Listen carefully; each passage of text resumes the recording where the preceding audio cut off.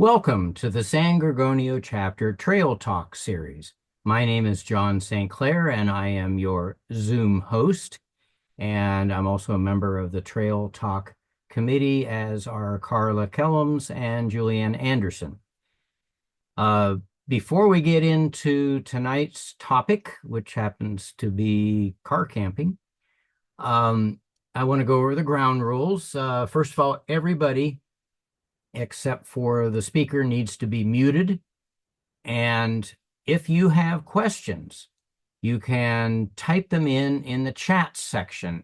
If you look at the bottom of your screen, you might see a talking bubble icon with the word chat. If you click on that, it opens up a little box and you just type your question in there, and we will make sure all questions get answered. And at the end of the talk, you can unmute and directly ask questions if you want, and we could have a discussion or whatever. But during the presentation, everybody has to be muted. Now, Trail Talk was started during COVID because we could no longer go on outings. All outings were canceled. But we wanted to share information about hiking for families who wanted to still go out into the outdoors and hike. And so we started having these Trail Talk Zoom presentations about various topics, and we have continued it. And of course, now we have outings as well. We have hikes. And if you go to the San Gorgonio chapter website and click on outings and events, you will see all of the outings that are listed in a wide variety of difficulty and type. And feel free to sign up for any of those. And including, there are some car camp trips, which fits right in with today's topic. So at this point, I'm going to introduce our speaker. So Karla Kellems is a Sierra Club outings leader for the San Bernardino Mountains Group and specializes in car camping. She's also on the Mountains Group Executive Committee as the Outings and Programs Chair. Karla is on the San Gorgonio Chapter's Sierra Club Outings Leader Training Team and the chapter's Executive Committee as Vice Chair. She also serves as the Health and Safety Institute Director for Sierra Club National. So Karla's very involved in all things Sierra Club, and we are very pleased to have her tonight present her talk about car camping. Take it away. Okay, thank you, John. And good evening, everybody. I'm going to go ahead and share my screen. Let me get that going here. There we go. Can everybody see my screen okay? Okay, great. Good, Yes. good thumbs up. So today we're going to be talking about beginner car camping. And my motto for car camping, whether you're a beginner or a more experienced seasoned car camper, is less is more. So we'll be talking more about that, about my motto throughout the presentation. Here's a little picture of me. This is my car camping setup. I've got my little van. I got a bed in my van.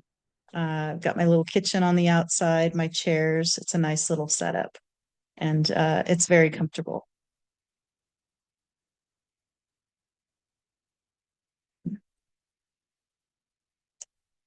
Okay, how do I advance the screen? There we go. There we go. Okay, so talk about a few things about what to consider when choosing your camping location. And this is mainly for the individuals who are beginning, who are new at car camping. Maybe you've only been a handful of times, or this will be your first car camp. You definitely want to consider not only your location, but how long is your stay. When you're starting out car camping, I recommend 2 nights. 3 nights is good. I recommend not go for 5 or 7 or 12 nights. That might be a little too advanced for just kind of learning the ropes of how to do car camping. You also want to look at proximity to home. When you go car camping and it's your first time, or you're new to it, or you have only been a handful of times, pick a location that's close to home. I like a rule of thumb, anywhere from an hour to 2 hours is good. You also want to consider weather, and you kind of want to look at the weather, like what the weather is like at the time of year that you want to go car camping. You don't want to go car camping down in the Mojave National Preserve in the middle of August. Um, so there's some things to consider with weather. You also want to look at the weather right before you go on your car camp, because you need to determine what you need to bring to be able to fare the weather okay. You want to look at the availability of your campground. A lot of campgrounds, you have to book sometimes 6 months in advance. So keep that in mind if it's a very popular campground. So you might want to look at some other options if you don't have that 6 month window.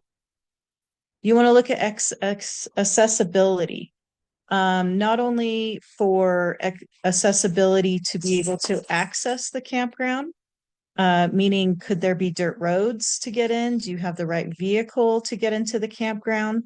But also accessibility for those who have limited mobility. Um, that's another thing you want to keep in mind. And a lot of these campgrounds do have ADA compliant amenities, which is nice. You want to look at now segue into amenities. Um, there's some people I've camped with where they cannot go anywhere without a hot shower. So of course they only go on my car camps that have access to hot showers. There's some people who like to be out in the wilderness who want nothing around them. They don't want to be near people. They just want to be in a little group. And there's areas where you can disperse camp, or there are campgrounds where it's more spread out. Um, Most campgrounds will have the basics, meaning like a pit toilet, um, sometimes a shade structure, but most times you'll have a picnic table. You'll also have a fire pit, and some will have like little barbecue stands. Um, so keep that in mind when you are packing your stuff. Know the amenities that are at your campground so you don't pack things that you don't need. Activities. So when I go car camping with my son, he loves the water. So I always try to pick a location where we can go swimming, or it's going to be close to water where he can tap in his toes, because that's an activity that he really enjoys. So if there's an activity you really enjoy, whether it be water sports or hiking or museums, try to pick a car camp that's going to be close to those activities that you enjoy. And also, you want to take and consider cost. Car camping can be relatively inexpensive if you know how to um, navigate the system. So there are campgrounds that are some are low, some are no cost. There's also your equipment that you can get. Um, there's there's things that you can improvise for other things. You don't have to buy super fancy gear that's super expensive. There's ways to improvise. And we'll talk a little bit more about that. Um, so there's the 10 essentials for hiking. And we'll go through those 10 essentials for hiking, which actually is the same 10 essentials for car camping with a few additions. So we'll start with the first essential, the first of the 10 essentials for hiking and also for car camping is navigation. First of all, you need directions to your campsite. It's also important that you have a map of the area. And also, if you want to go hiking, have a hiking map and a compass. The hiking map and compass is actually one of the 10 essentials for hiking. But on top of that, when you're car camping, it's nice to have a map of the area. It's also nice to have directions to your campsite, not just utilizing your phone like Google Maps, but actually have them downloaded onto your phone or print them out because there's a probability you may not have cell service at the campground. And that's something you want to look into. If that's an amenity that you require, you definitely want to do your research and find out if that campground has cell service or if that campground has Wi-Fi. But here's a little map I put in here because this is a map of Green Valley Lake. And Green Valley Lake campground is one of the car camps that I will be doing at the beginning of August.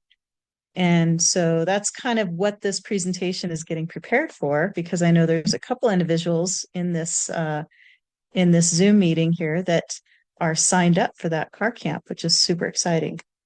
So this is a little map. It's got trails on it. It's got a little map of the community, and it's kind of a nice little reference when you're going to go somewhere to kind of know, kind of get an idea of what the place looks like. So as I'm going through these 10 essentials of car camping, I'm also going to point out some of the car camps that I've done that I would consider more at the beginner level. So Sawtooth Canyon, located going out towards Barstow. This used to be a free campground. Now it's a pay campground, but it's an honor system. So you put your money in the little envelope and put it in the little slot. I believe it's fairly inexpensive, like $10 or $15 a night. It has pit toilets, it has shade structures, it has a fire ring, and it has um, picnic tables. So those are the amenities. So very slim amenities. It does not have water, it does not have flush toilets, it does not have showers. So really take those things in consideration. But it is a beautiful area, and it's an area that everybody loves to go rock climbing if you're into rock climbing. The kids love it because it's a great place to climb all over the rocks. So the second the second of the 10 essentials for hiking and car camping, you're going to look at tools. And I included for car camping not only tools, but you need power. And I'll go through what that entails. When you're doing car camping, you need to have tools for your vehicle because your vehicle is what's gonna help get you to the location. And in some situations, some people are going to sleep in their vehicles. So you really want a tire changing kit, a tire pressure gauge, and one of those small air compressors that you can plug into a cigarette lighter in case one of your tires gets low. I think one of the biggest reasons for people having to cancel a car camp and call a tow truck is because they get a hole in their tire. So that could be easily remedied if you're prepared. You also want some basic tools, and those would include screwdrivers, sockets, pliers, and I put in multi-tool because a multi-tool has two functions. It can help you in a situation with your vehicle, but it's also multi-tool is really good to have when you go hiking. Other things you want to have are duct tape, zip ties, paracord rope, or some sort of thin rope. Those things can come in handy if you need to do a little fixing on on some of your car camping equipment. You could do a quick fix. Maybe a temporary fix, but at least it'll fix the situation temporarily. We're also looking at power. You need to have batteries. Whatever items you bring that are battery operated, you need to bring extra batteries. That's definitely a must. A lot of people are really into portable charging stations nowadays. I know I am. I have two Jackeries. I have a Jackery that runs my refrigerator, and I have a Jackery that I use to power up my internet if I'm using Starlink or to charge my phones and stuff like that.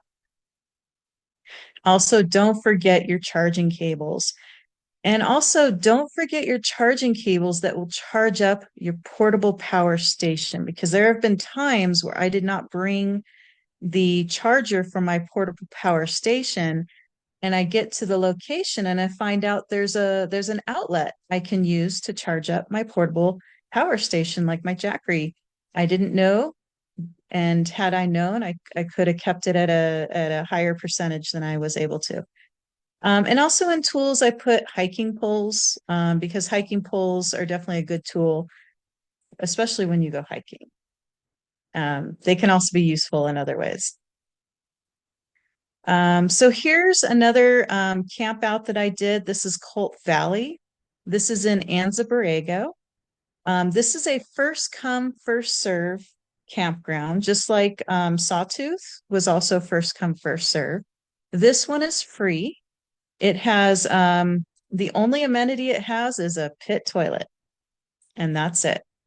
So this would be a situation where you would want to bring your own tables, chairs, your fire vessel. You're allowed to have a metal fire vessel where you can have a fire, kind of like a fire ring.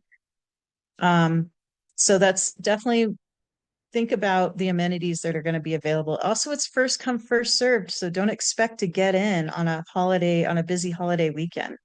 The first come, first serve um, campgrounds are best during the week, in the middle of the week, and at the shoulder seasons, meaning not at peak season. So water is pretty straightforward. On average, you need 1 gallon per person per day. And you always want to have extra water just in case. Even if your campsite says they have potable water, and potable water means it's safe to drink, it may not taste good because a lot of the potable water is stored in tanks. When the tanks get warm, they have to put chemicals in the tanks to make sure that bacteria and algae doesn't grow to keep the water safe. And a lot of people really don't like the taste of some of those chemicals. Usually they put like chlorine in them. So I always bring all my own water, even if the campground has water. And that's just a personal preference on my end. But I like to have nice tasting water, mountain water where I live. So the fourth, um, the fourth of the 10 hiking and camping essentials is your food. And I added mess kit. Mess kit just means your cooking equipment. So first thing is, you want to have a cooler. If you're going to bring food, and especially perishable food, you want to have a way to keep it cool. And I'm going to give you a little trick later in the presentation of what I do to keep my food cool when I'm using a cooler. Remember my little motto, less is more. This is a situation where you don't need to bring your whole kitchen with you. The bare necessities will get you through with your cooking. So that means instead of bringing a couple fry pans, you bring one fry pan. If it's just two of you, it can be a small fry pan. If it's a big family, you want to bring the big one. One saucepan. All you need is one spatula, a wooden spoon, a can opener. Make sure it's a can opener, not like those ones that you get for camping that's like made out of metal. You want a real comfortable with a good grip can opener. I've done that, and that's just like you using those things. You never know if they're really going to work. So get yourself a good handheld manual can opener. All you need is one knife, one kitchen knife. Get like kind of like a multi function knife, a medium size knife. You don't need to bring your whole knife set. One cutting board, a measuring cup, because some of the pre-prepare some of the shelf-stable foods that you may prepare, you'll need to measure out water and other things. Plates, bowls, cups, and utensils. So a little thing about the cups. What I do is I always bring kind of like my water bottle, but it's like a multi-use water bottle. I use it as my water bottle in my car, so I'm drinking my water when I'm driving. But it also can be used as my water bottle for hiking, and it can also be used for hot or cold stuff. So if I want to have a glass of tea or some coffee in the morning, I can do that. So get one drinking vessel that is multi-use, and that's all you need. Um, Tinfoil, I love tinfoil. Tinfoil can be used for cooking too. If you're going to have a campfire, you can wrap your food in tinfoil and cook it over the fire. That's really a lot of fun. Always have your trash bags. And if there's no trash amenities, meaning garbage, they don't have trash uh, cans or trash where you can keep your trash and get rid of it, then you need to bring your own trash bags. And remember, it's pack in and pack out. So keep that in mind. You don't want to generate a whole bunch of trash. So there's ways to keep your trash very minimal. You also want Ziploc baggies because whenever you have leftovers and you need to keep them cold, you can always put them in the ice chest with the zip bag. Uh, Antibacterial wipes, dish soap, scrubber, and bucket. This is for cleaning up your mess kit. There have been times where we had to kind of ration our water um, because we were on a long trip and it's takes a lot of room, a lot of weight to store your water. So what I use is I use a little bit of water and some antibacterial wipes, and I will wipe down um, all my cooking utensils, and then I will use a uh, quick dry dish towel to wipe them clean. And that's a very minimal water way to wash your dishes. If I have access to water there at the campsite, I will use dish soap and scrubber and use a bucket to wash them and rinse them. Okay, here's another really good campground that would be good for a beginning car camp. This is at the Wildlands Conservancy Preserve, and this is the Whitewater Preserve. And many of the Wildlands Conservancies have preserves, and they do allow camping, even though they don't really advertise it. Their camping is free, and many of them have amenities like flushing toilets, picnic tables, water. So, it's a way uh, to be able to utilize a place that is free and has some basic amenities. So this would be a very low or no cost way of going about it. And usually they do want you to call them and you to make reservations.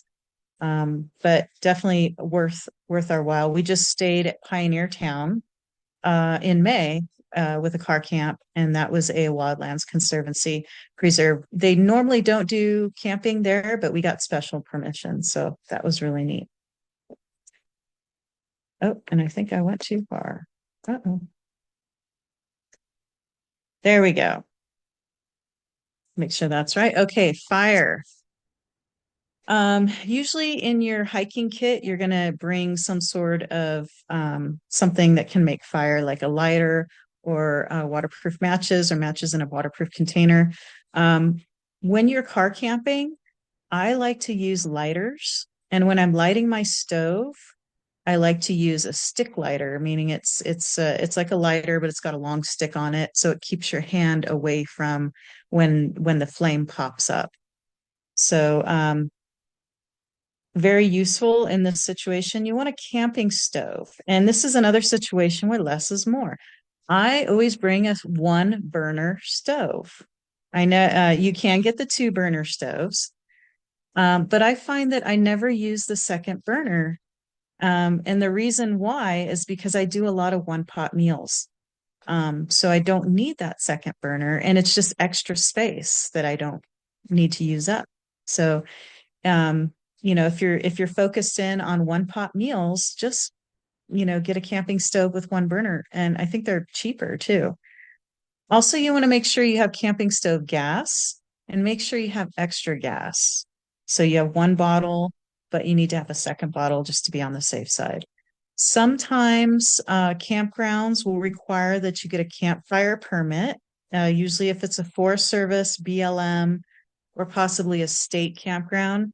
And usually they'll have that on their instructions when you go to register. Campfire permits are really easy. It's issued, I think, here in the state through either US Forest Service or CAL FIRE. You just watch a really quick video and take a little quiz, and then you print out your little campfire permit. It's super easy. Um, Also, if you do plan on having a fire in your fire ring, first of all, you need to check to make sure that there's no fire restrictions. And because that would mean that you don't need to bring campfire starter if there's fire, or get a campfire permit if there's fire restrictions. Campfire starter, I'm horrible at starting a fire. I can't live without campfire starter. Um, Also, the wood, you buy it where you burn it. The reason being is because there's a lot of pests out there that travel on firewood. And up here where I live, we have something called the gold spotted oak borer beetle that's killing our live oak trees up here. And it was a non-native invasive, came from Arizona, hitchhiked on a bunch of firewood and came here to our mountains. And now it's decimating our oak trees up here. So always buy your wood, buy it where you're going to burn it. And a lot of campgrounds, camp hosts will have firewood for sale. So let's talk a little bit about light. Headlamps are definitely my preference. I do like headlamps. Lamps. You can get them very inexpensive. I get mine at Harbor Freight. Flashlights will also work. You always want to have at least two light sources. So if one stops working, you have a backup. So I always have a headlamp. I always bring a flashlight as my backup. And then I also like to have a solar camping light. Um, and Lucy was a very popular company that made where you could blow it up. It had a solar panel on it. You could put it in the dash of your car and charge it up through the sun. And then at night you could turn it on, and it was very bright. There's other ways to get away from that, to kind of get that same feel. Is if you have a clear water bottle with a wide mouth on it, like a Nalgene bottle, you can always stick a flashlight or a headlamp into the Nalgene bottle and hang it up, and you got yourself an instant camping lamp. So if you're going to be cooking and you need light, that works really well. So this is another place that the Mountains Group Sierra Club, we do a car camp at Shady Cove every year. And this is up in Keller Peak, up in our San Bernardino Mountains. And this is a really nice campground. We have pit toilets, picnic tables, we have a fire ring, and we also have um, little barbecue stands where you can do some barbecuing if you want. And there's also water, potable water. This is a place where the potable water is in a tank and they do have to treat it. So I always bring my own drinking water when I go to Shady Cove. This is a group campsite. So I always book it for a group. Unfortunately, this area was affected by the line fire that came through last September. So that is one of the reasons why we're camping in Green Valley Lake, at the Green Valley Lake campground, because this campground was compromised. So very important. The seven of the 10 essentials for hiking and car camping is you need to have a decent first aid kit. The things you're going to run into the most, where you need to have a first aid kit, is going to be a lot of little cuts and scrapes, especially if you have kids. If you're going hiking, you may have to treat blisters. If you're handling firewood for the fire, you may have to deal with a splinter. Um, There's always the elements. You can get a sunburn if you're not very careful with your sun protection, or you can get bug bites. We are out in nature, and there are going to be bugs. And it's always important to wear your bug protection, but sometimes bugs get you, and it really helps to have your anti-itch cream or whatever you need for that. Also, a lot of people, especially if you're first time car camping, may be nervous. It may affect you, cause, stomach aches, headaches, whatever, when you get stressed or nervous. Always come prepared with items that can help you along the way. It's no fun having to abandon a car camp because you have this horrible headache and you forgot to bring your some pain relief medication.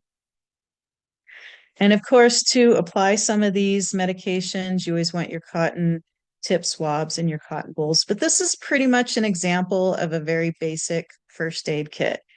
Here's the key. You want to buy items kind of in a smaller package. So instead of getting the Econo bottle of eardrops, get a very small bottle of eardrops because you want to be able to fit all these items in a 1 gallon Ziploc bag.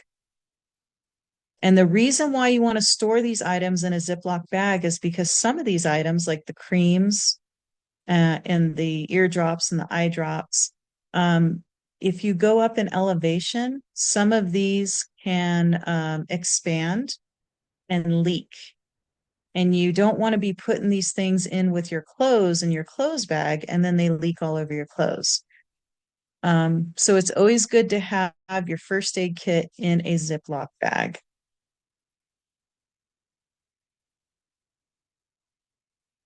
And I went too far. There we go. Okay, talking about sun and bug protection. Like I said, one of the most common things you're going to run into where you need your first aid kit is going to be for sunburn relief and for bug bites.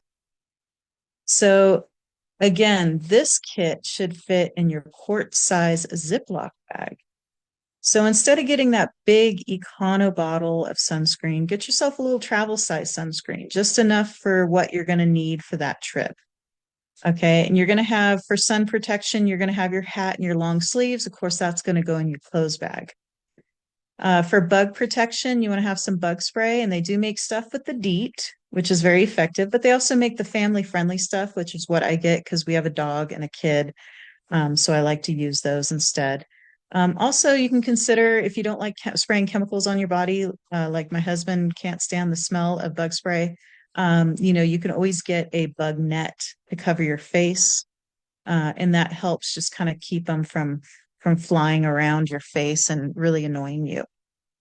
Also, do a little research and find out if the area that you're going to be in, if there are a lot of bugs, if there's been, chat on social media of it being a really bad bug season. That'll give you an idea of what you need to bring. Of course, you want your basics, hygiene stuff, your toothpaste, your toothbrush, your floss, deodorant, soap, lotion, baby wipes. Very important. Baby wipes will save the day. Especially if you don't have access to showers, you can always use baby wipes to take a little spit bath.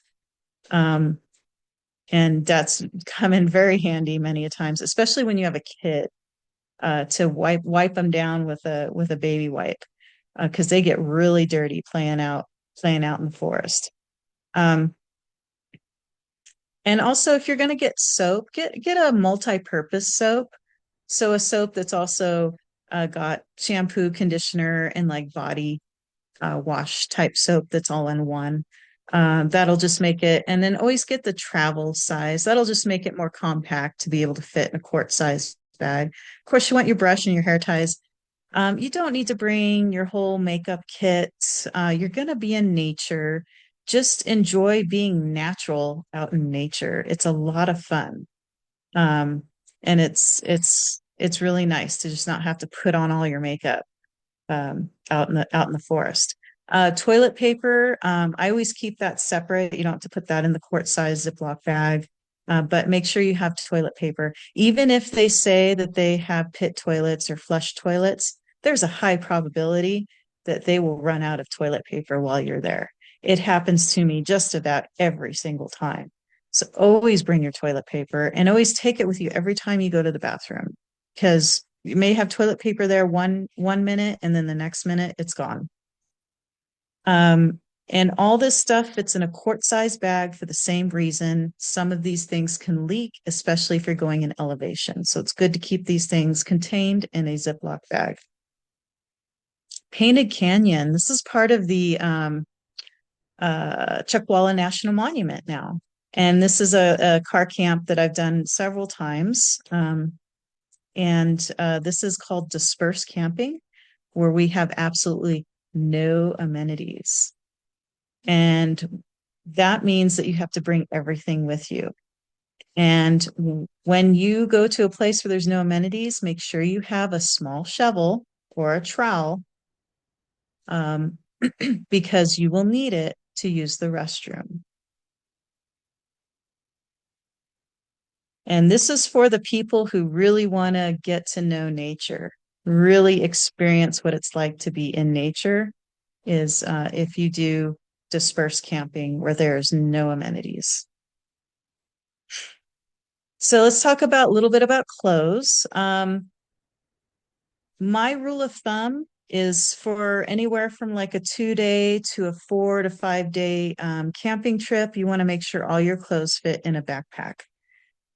You don't need to, I see this all the time. I see these people loaded up. They've got their big old suitcases that are like huge and they're hard case suitcases and they got them strapped to the top of the cars.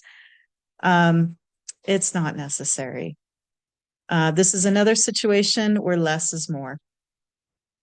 So set your clothing system up so that it all fits in a backpack. And you could be strategic about folding your clothes. You can roll them to make them fit better. Uh, Really, you want to pack for comfort. You want to be comfortable out in nature. And also, you want to pack for the weather. So if it's going to be cooler, you want to make sure you have more pants than shorts. If it's going to be warmer, you want more t-shirts than long sleeve shirts and sweatshirts. Utilize clothes that are dual purpose. So they have those pants that you can zip off the legs and they convert into shorts. Those are great. You can bring a light raincoat that can also function as a windbreaker. Um, just keep multi-purpose in mind when when you're packing your clothes. You don't want to pack really big, bulky stuff because you're going to run out of room really quick in your backpack. You do want like certain things you don't have to put in your backpack, like your raincoat, windbreaker, your shoes, your coat, but the rest of the items do need to fit in the backpack. Um, and also, I really enjoy having some really nice, comfortable slip-in shoes for when I'm walking around the campground. I usually wear my Crocs or flip-flops, depending on the weather. And always make sure you have some really good hiking or walking shoes, because you're going to be out in nature, you're going to be walking around, you're going to have to walk to the bathrooms, back to your campsite from the bathrooms, and you want to have good foot protection. This is another car camp we did, similar to Sawtooth, and actually not too far from Sawtooth. This is out near Barstow. This is Owl Canyon. There's a campground there, and it's similar to Sawtooth. It is a pay campground, but it's a honor system. So you put the money in a little envelope and you slide it in the slot. And it's very inexpensive, only about $10 or $15. They do have pit toilets, shade structures, picnic tables, and fire rings. And there's also some really, really fun hiking in the area as well. But this is a car camp. This is a camping area you don't want to go in the middle of summer or in the middle of the winter. This would be more of a shoulder season, like a fall or spring type location.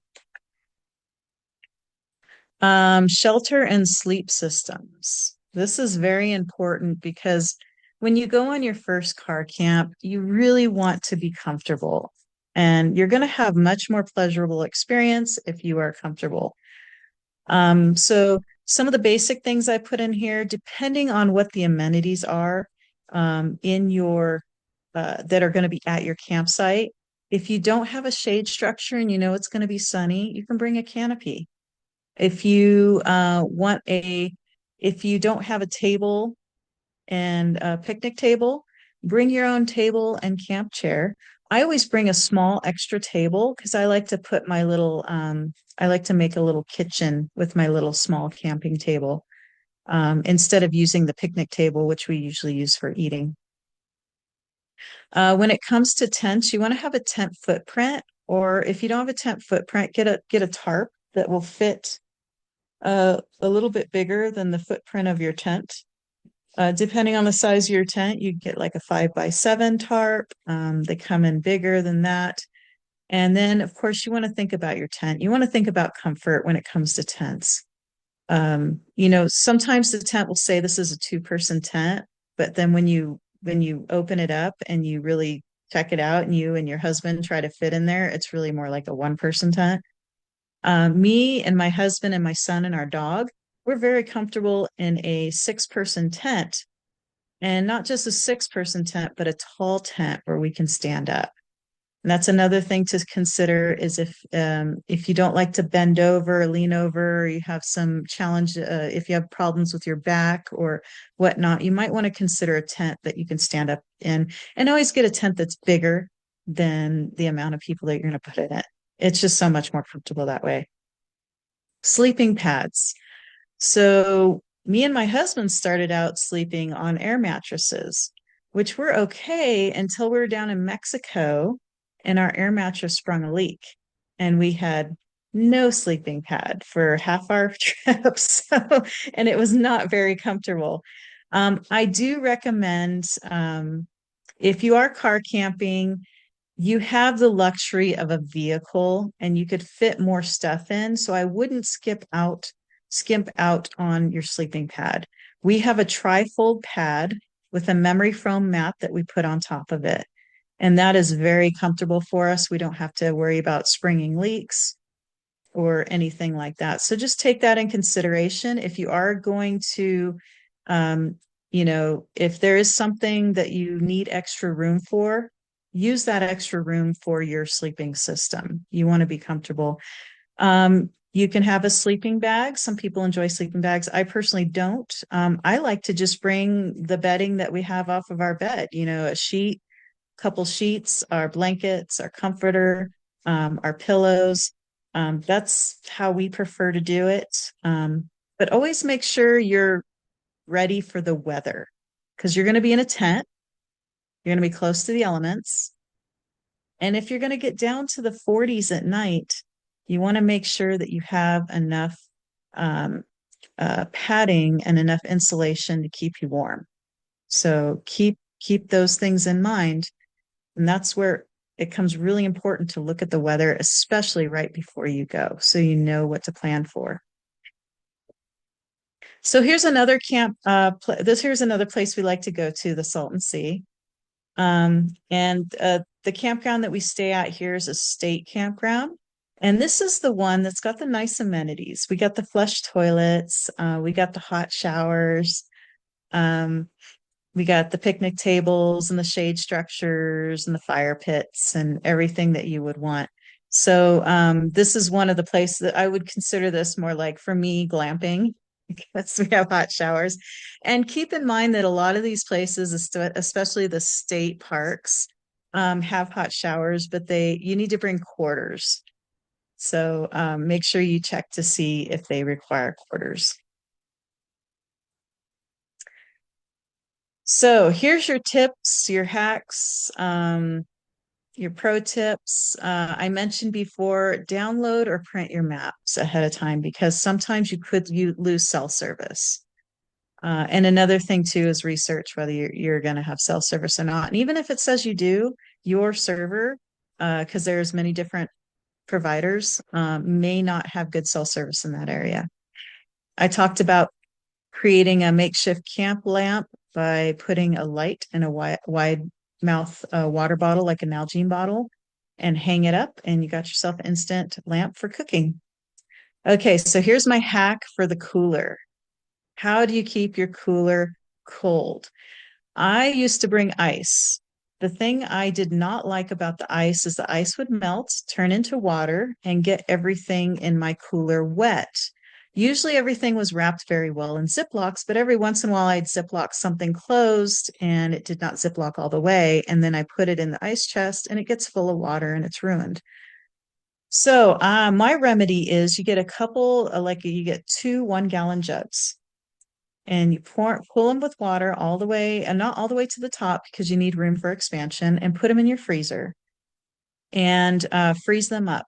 Not only will it keep your cooler cold, but you also just made your instant extra water because as that ice melts, you can use the water that's in the jugs for your extra water. Um, so prep or freeze your food ahead of time. This is really important. It'll save you a lot of time. It'll save you a lot of chopping and, preparing foods. I chop up all my vegetables ahead of time, put them in little Ziploc bags. Um, except for never put a chopped onion in a Ziploc bag in your cooler because it will stink up everything in your cooler. I've learned that the hard way. Keep your onion whole and cut it up when you need it. But other than that, your carrots, your zucchini, the other things that you like to eat, go ahead and chop them up ahead of time and put them in Ziploc baggies and put them in your cooler or in the fridge and then put them in your cooler. Uh, so when you're cooking, you really want to focus on the non-perishable foods, like the little rice-a-roni or the little noodle packs. Spaghetti is great. Things that are going to be, easy to cook, and a one pot meal, a single burner one pot meal is key. That'll save you space, and that will save you not only space in your car, but also space in your cooler. And also, it just makes so much more sense. So go online, research one pot meals. They're all over the internet. Pick one that you like and maybe go for that. Uh, everything in your mess kit, your kitchen supplies need to be non-breakable. Do not bring glass. Do not bring ceramic. Plastic. I don't like to use a whole lot of plastic, so I actually have pie tins as our plates because not only do they make good plates, they keep all the food contained. They're not going to slide off your plate. But also the pie pans you can also use for like soups and stews and chilies and stuff like that. So um, pie tins are great. Um, so I talked about the hygiene products. You want to get travel size so they fit in your quart size bag, but you also want to focus on trying to get non-scented items. And this is key, especially if you're going to an area where there could be some wildlife. Um, you want to keep sometimes the scented things can attract the wildlife. So if you can get something that's non-scented, go for it. Um, again, wildlife. You're going to be out in nature. There's going to be wildlife, and wildlife is awesome to see when you're in nature. It's exciting. You might see a little bobcat cruising by, or you might see a little squirrel. But know that some of these animals will smell um, things and they'll want to get into things, especially the rodents. So if there is a bear box on site, and some of your camping campgrounds will have bear boxes, especially if they're in areas where there's known wildlife to come into the area, use your bear box.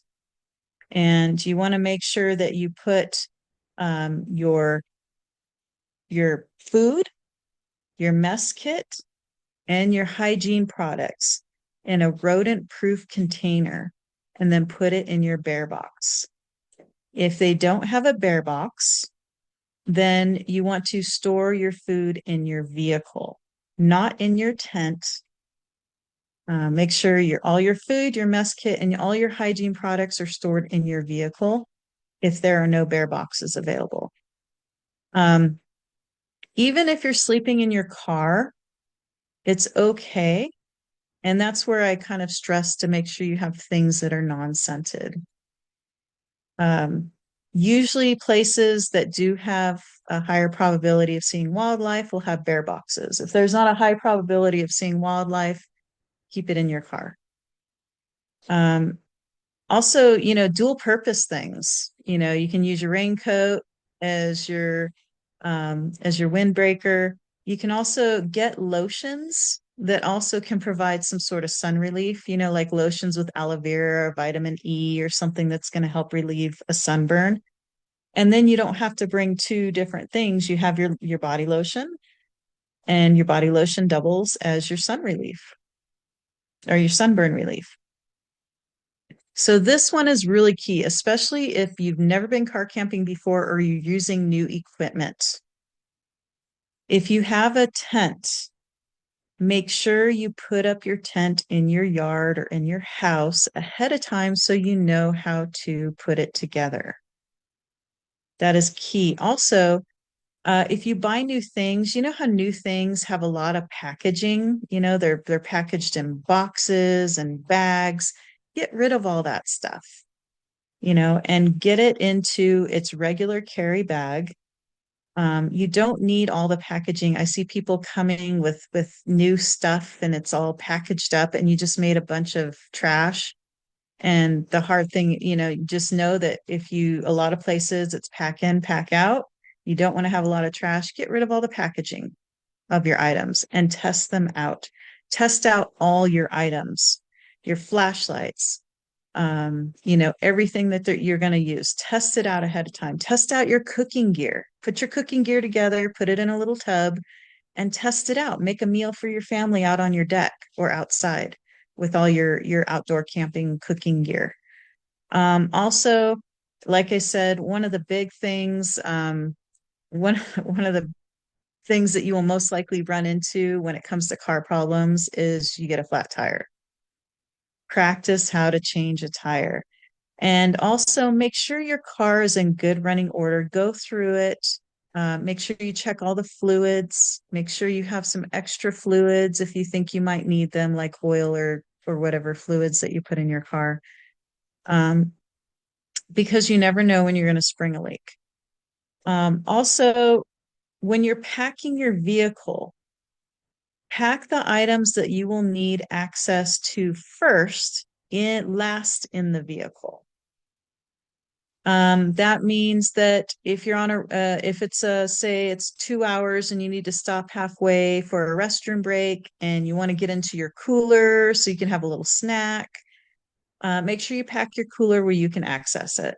Also, keep your car stuff like your tools and your tire changing kit and your compressor close to where you can access it, because there's nothing worse than having to pull off the side of the road to change a tire, and to get to your tire changing gear you have to pull everything out of your vehicle to get to the tire changing gear. So keep that in mind. Let's see here. What do we have next? Mojave National Preserve. This is a really fun car camp that I did. I've done this one several times. This again, there is a campground out there that we've stayed at called Hole in the Wall. But we've also done primitive camping out here. And this one, the Hole in the Wall, I definitely recommend. It's got pit toilets, picnic tables, um, fire ring, your basic amenities, and it's fairly inexpensive. But there's some really cool things to check out in the Mojave National Preserve. There's sand dunes, there's lava tubes. Here's a picture of us in a lava tube. Um, there's really good hiking. There's just all kinds of really fun stuff out there. Lots of history and mining and stuff like that. So definitely a fun one to do and not too far away. Okay, so I'm going to promote my Green Valley Lake Campground Car Camp, which I know a couple of you are signed up for, which is super exciting.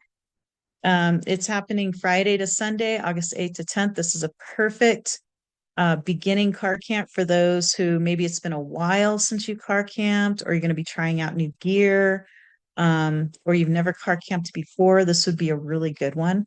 There's some really fun things to do out here.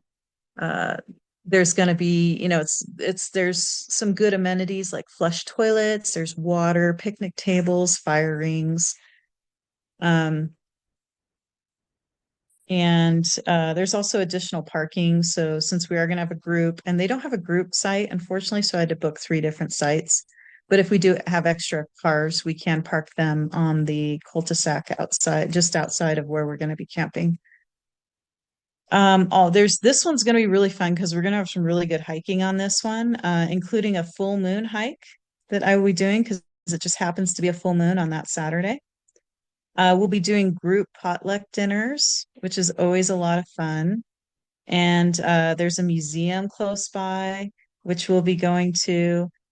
So there's really a lot of activities packed into this one. So this is one I definitely recommend. If you guys have any any questions, feel free to ask. I think I'm pretty much done. So I'm going to stop sharing and I can go ahead and take your questions. But also for you guys who are seasoned car campers, please chime in with some of your tips, your pro tips and your hacks and things that could be very useful for the other folks that are just getting into it. So I'm going to go ahead and stop sharing. So first I'll have John. Did Yeah. you field any questions? Yes, yes, yes. So let me relay Okay. the questions in the chat. First of all, you mentioned packing your clothes in a backpack. How big of a backpack, and is it the same one that you'll be using on day hikes? No, I recommend you have your day hike backpack, which is usually a smaller backpack since you're just doing day hikes. And then I recommend a regular size backpack, not too big. We're not talking a backpacking backpack, but not too small. Something just on a standard size. It's just going to be so much easier to keep your clothes and also be able to move stuff around as well. Okay, another question. Does the Green Valley campground have bear boxes? Good question. I do not believe so. Okay. Next question. If you have the non-scented items, is it okay to keep those in your car or tent instead of the bear box? That's a really good question. And I just recommend, even if it's non-scented, there's still going to be chemicals in it that might have an odor, even though it's not going to be a strong odor. I just recommend keep all those items, your mess kit, your hygiene, um, food, just keep that in a bear box or a car. It's just a safer way to go.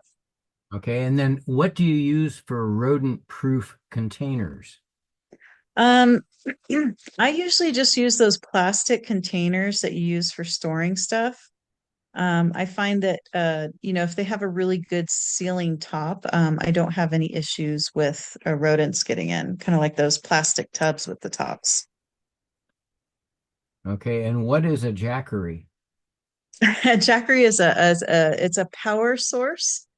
It's a chargeable, it's like a power pack. It's like a big battery. And you can charge it, you can plug it in and charge it, and then you can use it like a big battery where you can plug in your devices or you can plug in your refrigerator if you have a small chest refrigerator that's electric like I do. Or you can whatever you need, you can charge other things off of it. It's just a battery power pack. So is Jackery the brand name? It is the brand name, yeah. And you can get other different brand names. I just happen to use Jackery because I think they're fairly inexpensive if you get them like at Harbor Freight or something like that. Yeah, I have a Michelin power pack. Yeah, yeah, they have different brands. Okay, and then we have people that made comments. Chris Torres said, I like to keep good work gloves in my car. That also works well for not getting splinters when handling the firewood. And I also bring a solar charger for my phone. Yes, very good. Yeah, another alternative is solar chargers, which also can work very well. And yes, Chris, thank you for reminding me. That is something I forgot to put in there. But yes, a good pair of work gloves, um, especially if you have to change a tire in a car, handle firewood, even for cooler nights when you just want to keep your hands warmer, they work great. And I had a comment. I like using a two burner stove because the meal is cooked on one burner and the teapot filled with water is on the other burner for hot drinks. Yeah, yeah. So I mean, everybody has their preference.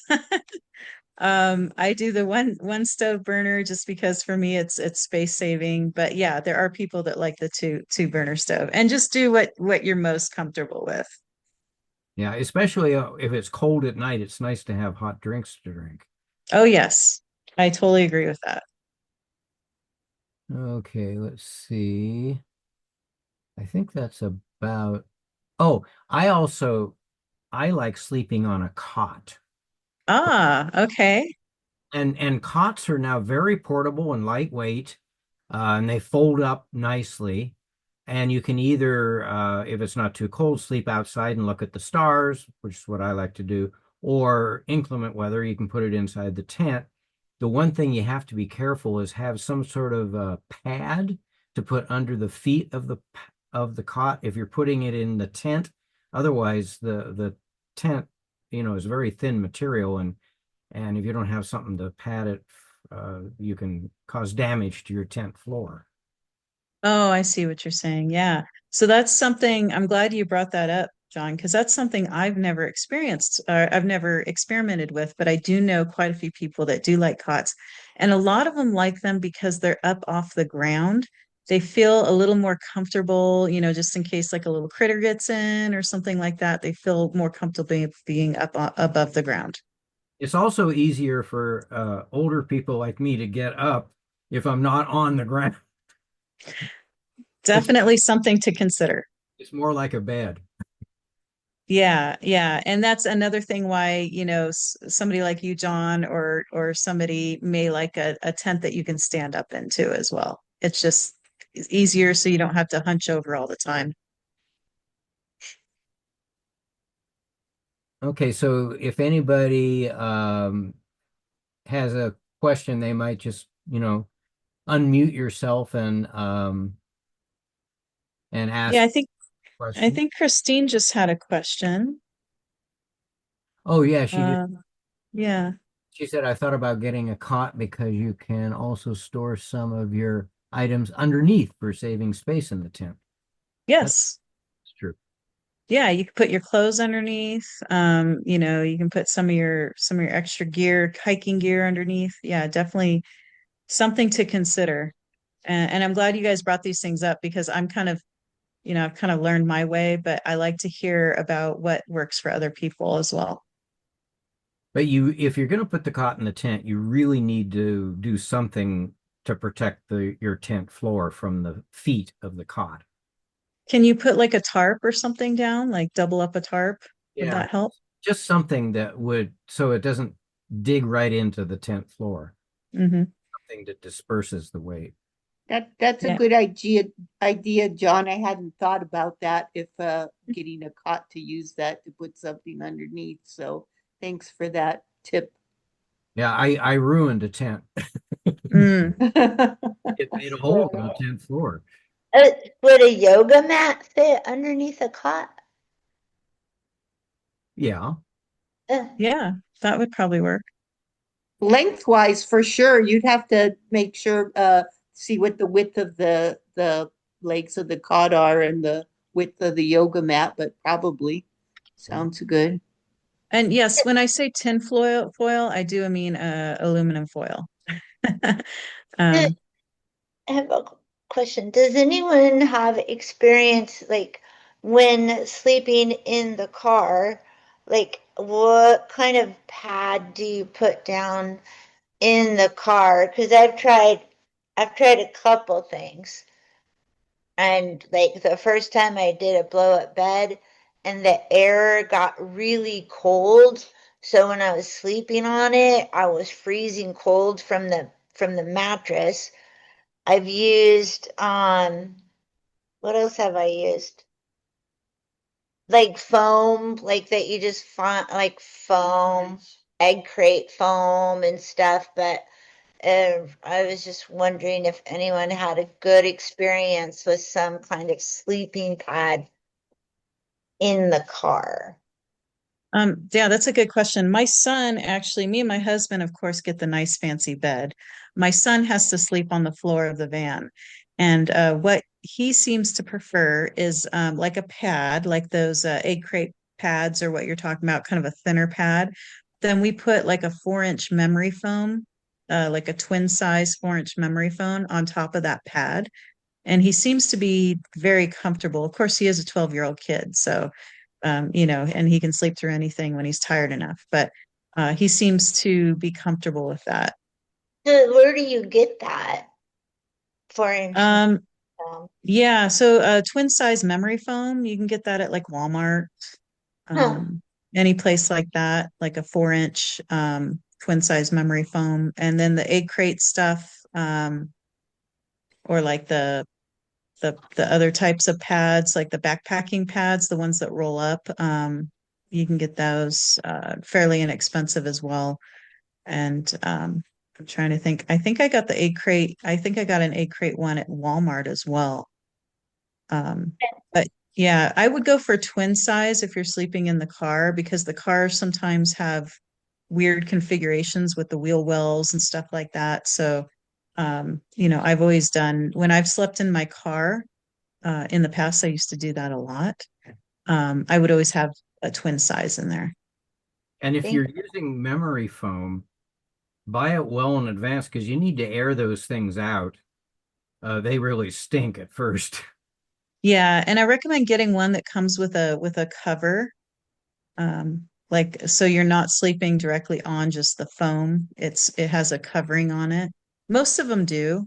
a But huge just yeah. memory foam for like I think it's like for a queen size bed, but I'm gonna see if I can try and cut it to like fit in there. Well, I try it first without cutting it because you might be able to fold the top to make like a little makeshift pillow, and you might have the sides kind of coming up a little bit, kind of like a cradle. It might be kind of comfortable. So I'd try it without cutting it first before you before you destroy it, just to see if you can make it work without having to cut it.